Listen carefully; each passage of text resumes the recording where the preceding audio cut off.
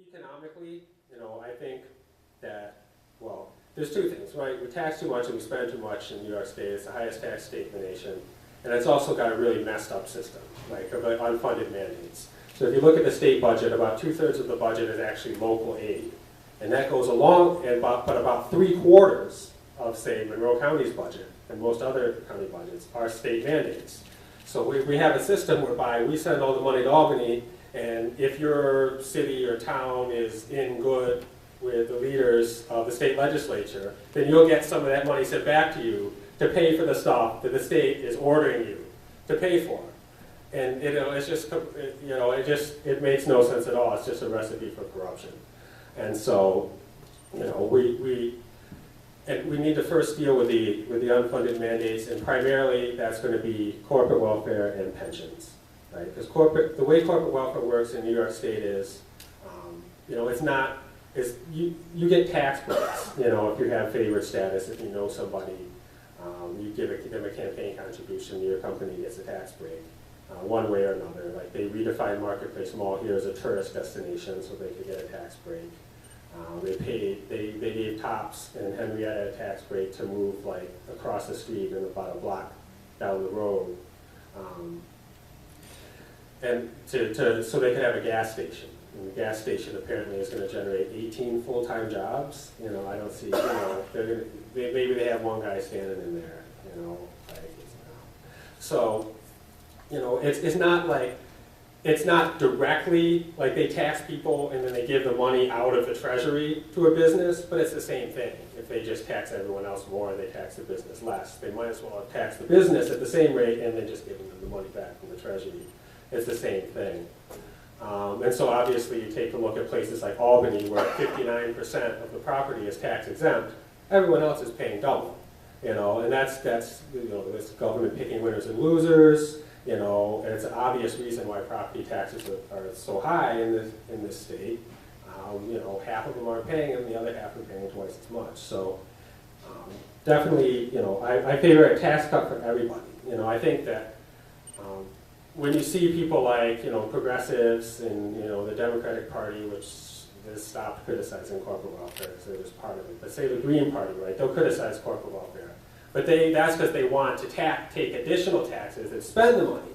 Whereas I oppose corporate welfare because I want to lower the taxes for everybody else so they can keep their money. And so I think that's, as a libertarian, I can make an argument against corporate welfare by not being a communist that, the lefties can't make. And in terms of pensions, about 20 to 25% of our tax burden goes to pensions in New York State.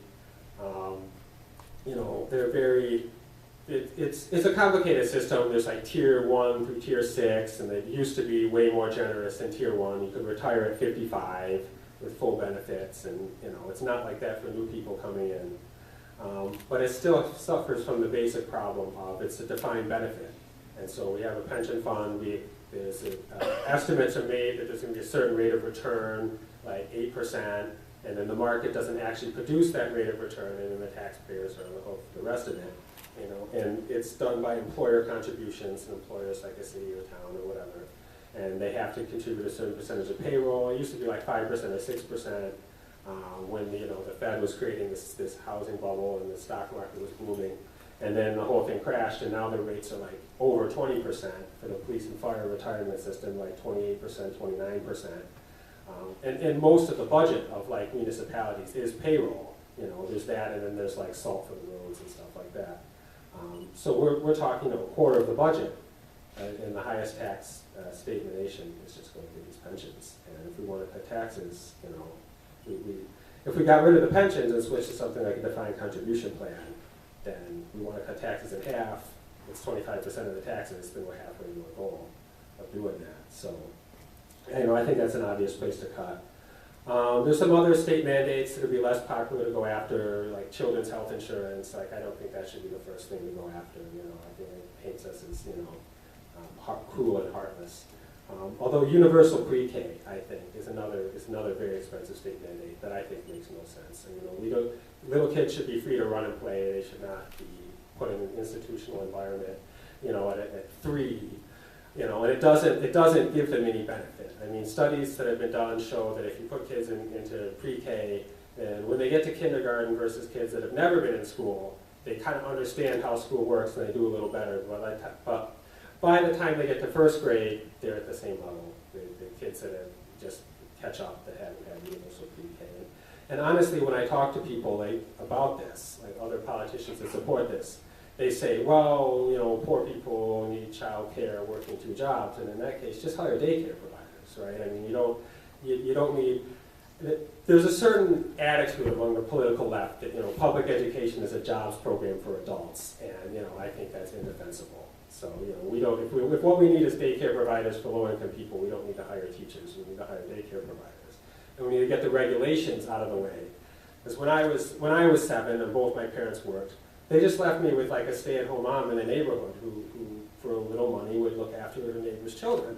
And you can't do that now because of all the regulations. Like they've told, you know, you need to be licensed, you need to have this, you need to have that. You know, it's basically impossible. So if we just get the government out of the way here, then, you know, if that's what we really need is child care, we can get that a lot more cheaply than, you know, having universal pre-K and teaching children to sit in chairs and if you'll follow authority.